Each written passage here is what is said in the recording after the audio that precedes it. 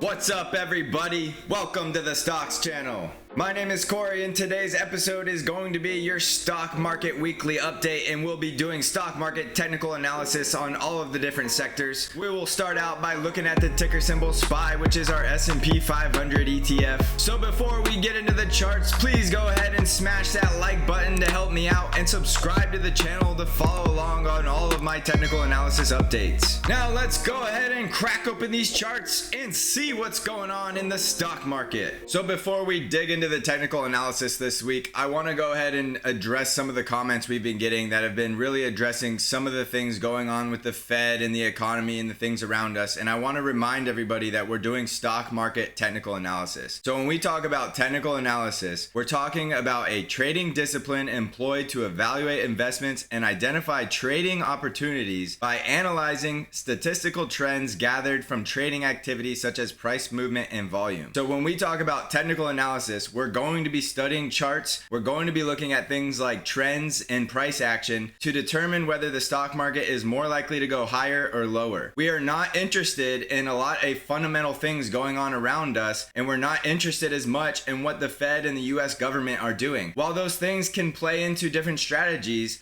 that has no place in a true technical analysis objective look at the stock market. Now, a reminder, when I say that the market is bearish, there is a sentiment right now with investors that there is a bearish overlying agreement that this market is too high for the current conditions in the market and the economy, that the stock market valuations are too high, which is leading to investors to have this bearish sentiment, which can be shown right here by this survey, which was just updated again for the week ending 8/12. Now, we did see some increase in bullish sentiment, which is good, but the historical average is still 38% and we're only at 30%. And just because people are bullish doesn't mean the market's going to come down, and just because people are bearish doesn't mean the market's going to go up. However, these objective facts show us a higher statistical likelihood of what to expect. So as long as we see people that are mostly bearish, that's telling us that the market is probably going to continue to grind higher, because the people are generally wrong. If everybody was bullish at the highest points of the market, you're more likely to see a market correction than people getting bearish at the top of a market. The problem with this market is it's so different from other markets because people have been bearish ever since the March crash, and even though the markets continued to grind higher, a lot of these people are choosing to remain in the bear camp because they don't believe the market should be grinding higher with all of the fundamental things going on around the market. And I'm telling you right now, that's all noise, and that has no place in technical analysis. So just a reminder, as we look at these charts, we're looking at price action and trends. If you have any concerns with the things I'm saying with the trends and the price action, that is where your comments should lie, not with the fundamentals. If we were doing fundamental analysis, that would be a whole different story. So with that being said, let's go ahead and dig in this chart and see what's going on in the stock market. Now on Friday, we had another very bullish day, with the price action again closing above the 5 EMA. So the bullish momentum is still very strong on the S&P 500. And as we attempt to break through this previous all-time high, which is now our strong resistance level at 338, we see here on a 1-hour chart that the bulls are just keeping the price right below this resistance, and they're taking time off the clock, eating up some time on the clock to build up some strength for another attempt at this resistance level. So I could say with a high confidence that this price action is still bullish, and we're going to see another attempt at this resistance. The question there lies in, are we going to break resistance and start heading higher? Or is resistance going to hold up and we'll see a bounce down to the low side and possibly see more correction in the stock market before we continue to go higher to new all-time highs? So right now, looking at the 1-hour chart, there's nothing very bearish to be concerned about. We already had a nice pullback to test into our support zone, which we now had support tested twice and a bounce off of support, which means that that support is being respected at that $332 level. So we can continue to come down to $332, see support, and continue to come up here and test 338. Now, eventually the bears or the bulls are going to win, and we're going to see a breakdown below $332 if the bears are going to win. And we're going to see a break above 338 if the bulls are going to win. So either way, we're following the price action. We're not making a guess off of emotion. We're looking at objective price action, and we're going to see whether we see a break in 332 if we want to become bearish, or a break above 338 if we want to remain bullish. Now I say remain bullish because there's no reason to not have already been bullish when you're looking at this price action. So if we go back to a daily chart, we see that this price action has been very bullish ever since the crash, with the 5 EMA still staying well above the 13 EMA and the price continuing to grind higher. Now we did have some cool offs in here, and cool offs are very healthy for the stock market because of course the stock market can't go up in a straight line forever. So when we get these pullbacks, consider these buying opportunities to start building or adding to your position. Now, if you're not long in this market, I completely understand. But if you stay out of the market completely because you're scared that it can't go higher because the valuations are too high, if you look at a monthly chart, historically speaking, you're missing out on a lot of potential gains in this market. If you decide at this point in the market it's too high and you stay out, look where the market went. If you decided the market was too high at this point and you stayed out of the market completely, look where the market went. If you stayed out of the market here because it was crashing and you said there's no way you want to be in that market, look at these gains you're missing out on. So I'm not saying go all in onto the stock market, especially if you're out right now. Don't go jumping in. But you should always have some amount of money in the stock market that you just leave it alone and let it continue to grow, because you're guessing and you're playing with fire if you're letting your emotions have you completely out of the market. The number one investment strategy is continue to buy at a consistent rate and leave it alone. If the market's going up or down, you add a consistent amount of money, and over 10 to 20 years later, you come back and you'll see that you have made a return on your investment, because the stock market is essentially rigged to go higher. It's always going to continue to increase, and that doesn't mean it won't have its fair share of pullbacks and corrections in between. Typically speaking, markets go higher, especially when they're built off of something that produces value and has some sort of return on investment associated with it. Remember, we're trading companies that are profitable and continue to grow and add value for their investors. The profitability of these companies and the PE ratios and things like that are always going to be changing, but the stock market over the long term is going to continue to grind higher. So when we look at that in today's context and we look at the SP 500 testing the previous all-time high, just because we're testing a previous all-time high doesn't mean we should become bearish and panic sell. For all we know, the market's about to rip through this previous all-time high and continue to head higher for years to come. If we look back at this price level in 4 years from now, we could have ran another 100% higher and be all the way at valuations that you would have never dreamed of. So the best thing you can do in a position like this is position yourself to make money whether the market goes higher or the market goes lower. If the market goes lower and you have cash on the sidelines and you know these buy levels of areas that you know are support, and if we see bounces from, we can buy more in. And then as the stock market continues to go higher off these levels, you start taking some profits, but always keep a certain percentage of your money in the market, is my opinion. That way you're making money whether the market's going up or the market's going down. If the market's going down, you're adding to your position and you'll make the money going back up. And if the market continues to grind higher, you're going to make money because you have some amount of money invested.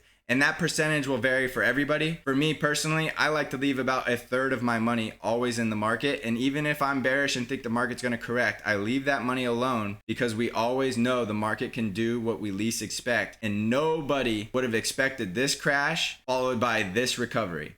If anybody says they knew the market was going to drop that much that fast, they're lying to you, because that was a historical event that never occurred before in the stock market. Just as this recovery has also been a historical event. We have historical events that have never occurred, so we are going to continue to be objective and do technical analysis and watch the price action and look at the statistical trend and the statistical chance of if the market should go higher or lower. That is all we are interested in. So right now, looking at this chart, we're still very bullish. We still think there's a lot of opportunity to break through this resistance level next week and go to these new all-time highs.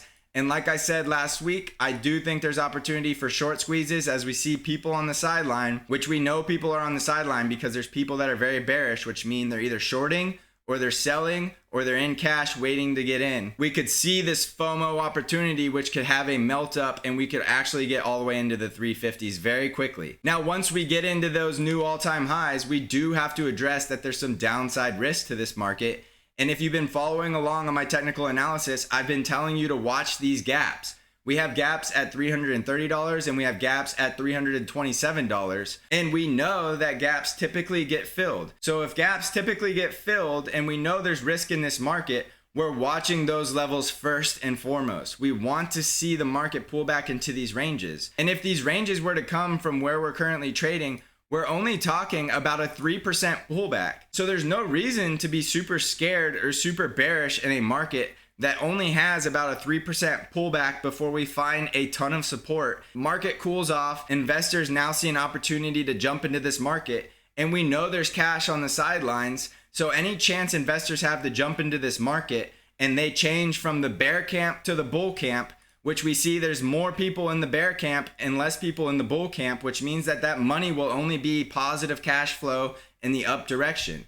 So if we look at the statistical chances of the market going higher or lower, with only about a 3% pullback from Friday's close, we have to give the statistical edge to the bulls right now, and we have to say that the price action is more likely to increase than it is to decrease. Remember, that's objective. There's no emotion in that decision. We see extremely bullish price action, and we see the price remaining above the 5 EMA. The 5 EMA still well above the 13 EMA, and we're trading well above the 20 simple moving average, which has a really nice upward sloping aggressive positive attack, which is a bullish momentum trend.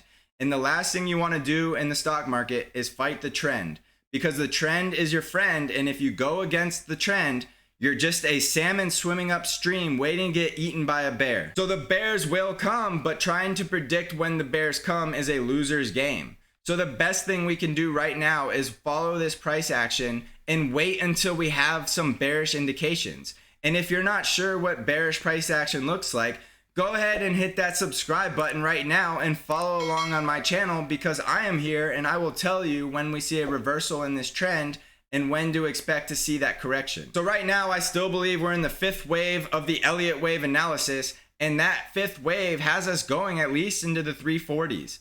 So until we see 340s or a reversal in this bullish trend, I'm going to continue to be bullish on this market, and I'm going to say that yes, there is a possibility of a correction, but at these price levels, we're only talking about a 3% pullback before we find significant support and start heading higher again. So you make your own decision. It's your money. I'm just making an objective statement that there is not much downside and there's still potential to continue grinding higher on the SP 500. All right, let's jump over to the NASDAQ100, the QQQ ETF, or the triple Qs, and we see we had another close on Friday above the 5 EMA, which is still another very bullish close on the price action. Now, we did have a previous all-time high on the NASDAQ100 just a matter of a week ago on 8.6, so we are in a slightly different position on the NASDAQ 100 than we are on the S&P 500. And if we go to a 1 hour chart here, we do see a possible double topping pattern forming. Now remember, for a double top, we need to see that this previous test of the all-time high is rejected, which it was, but we need to come down here and close below support. So right now, we can't say that this is a double top because we have not came down and closed below this $265 mark down here. Now we could easily just rip back up and you see a sort of cup and handle pattern showing and blow right through this previous all-time high and go to new all-time highs. So right now, this is looking more like a cup and a handle, which is a bullish technical price pattern, and it still could be a double top, but we still need to wait and watch if we come down here and close below support before we say it was a double top. So remember, double tops aren't something you can call before they happen. It's a possibility, but so is this cup and handle breakout to go to new all-time highs. So right now, we're still waiting and we're watching, and when we go back to the daily chart, we see a lot of bullish price action. Now, the NASDAQ 100 is one of the easiest momentum stocks and one of the easiest momentum ETFs to trade, because we literally just need to watch the 5 EMA stay above the 13 EMA, which it has done this entire bull run. Just zoom out on a chart and look for yourself. The 5 EMA stays above the 13 EMA. You need to remain bullish. If you're trying to short while the 5 EMA is above the 13 EMA on the NASDAQ 100, you absolutely lost your shirt and your lunch and probably your house, because the market continued to grind higher no matter where you became bearish on this market. It didn't care what you thought. It did what it wanted to do, and that's exactly what markets do. They don't care what you think. They're going to do what they want to do. So on the NASDAQ 100, look for a test of this previous resistance level, which is right around $274, and a break above that is going to be extremely bullish, and that's still going to head us higher to our 280 price target. And we've been saying we expect the NASDAQ 100 to go up to 280 for a couple of weeks now. And looking at this chart, looking at the price action, and looking at the bullish trend, we are still remaining vigilant that it is going to hit 280 before we start talking about a correction. Now, if anything changes with that, you will be the first to know if you're following along on my videos, because I will see some sort of trend reversal that tells us to not expect 280. But right now, there is no bearish signs. It is still extremely bullish trend, and we're going to say that this resistance level will break soon and we will see that 280 price target. Now let's jump over to the Dow Jones Industrial, and we see the Dow has been the least bullish indice of the SP 500 and the Nasdaq 100. We see the Dow Jones hasn't even closed its gaps from the initial crash. However, we do see a lot of bullish momentum in the Dow Jones breaking to a new higher high. And look at this 5 EMA breaking above the 13 EMA and how aggressive these attacking slopes are to the upside and how much momentum we've seen in the Dow lately. Now, we did open up these gaps below us, which is going to always increase the downside risk. And if we look at the Dow downside risk from Friday's close, we do see a downside risk of about 5.5%, which is a little bit more than we saw on the S&P 500. However, remember, with all the bears on the sideline, these support levels are probably likely to get bought up like crazy because people are just dying to get into this market, and the FOMO is real. If you don't think FOMO is real in a market that continues to grind higher, you might not have been trading for very long, because it's very, very highly likely that bears eventually get so fed up and they're missing out on all of these gains that they will throw their money in at the absolute highest of the stock market, which is the absolute opposite of what an objective trader should be doing. But emotion is real, and traders that trade off emotion will eventually FOMO in at the worst possible time. The whole saying of buy low, sell high sounds easy to follow, but as a trader that's going off of emotion, the last thing emotional traders wanted to do was buy at the March lows. Even though that was definitely a low in the stock market, it was too emotional of a time because of all of the fear. Buy low, sell high would have made you about a 50% return on the Dow Jones since the March lows. And that tells you that people should be selling at these highs, and people will sell eventually. But with all of the bearish sentiment in the market, people are more likely to FOMO in at the highs at this rate than they are to sell at this rate. And it's hard to sell if you're not even in the market. So with all the cash on the sidelines, it's not surprising to see the Dow Jones going absolutely monster of a bull run here, because people are eventually just going to get fed up missing out on the gains. And that's exactly what this price action looks like. When people start flocking into the stock market because they've been on the sidelines for far too long and they're tired of missing out, you're going to see these explosive moves to the upside. So when I say there's 5.5% downside, yes, that's a real risk, but that's only if you're buying at these highs. You really should not be buying at the highs. You should be buying at the lows. So if you're not in this market, I'm not telling you to buy at these highs. You should be looking to buy at these pullbacks. And right now on the Dow Jones, that's about a 5.5% pullback. So look for the Dow Jones to continue to grind higher and ultimately close this gap from the March crash. And then we'll start talking about new all-time highs and a test of that, but we're not there yet. So right now on the Dow Jones DIA ETF, we're looking at a price target of about $289, yet we do have this 5.5% downside risk from Friday's close. So it's very possible for the Dow Jones to cool off. I'm looking for the Dow Jones to come back here, test this breakout support level, and see if we continue to grind higher. If we do get a bounce off of this support, I think that's a great opportunity to ride the Dow Jones to the gap close at top around $289. So let's jump over to the VIX, which is our fear indicator. And if you remember, we want fear to leave this market to know for sure that we're going to see these new all-time highs that we're seeing. And we do see that with Friday's close, the VIX continues to go down little by little, closing lower and lower below our 23.5 mark, which we said would be our fear indicator. If the VIX starts coming back above 23.5, that's going to be an early indication that we're not likely to see new all-time highs, and that fear coming back will send the market lower. But right now we see fear going down as the market goes higher, which is the exact correlation we want to see. When fear leaves the market, we expect the market to go higher. As fear enters the market, we expect to see panic selling. We are not at a VIX level that has any amount of panic selling, so there's still no worries. All indications and being objective as possible as what we're looking at tells us the price action is going to continue to grind higher. Now let's jump over and look at the US dollar, and we see the US dollar is continuing to show weakness on Friday with another lower close.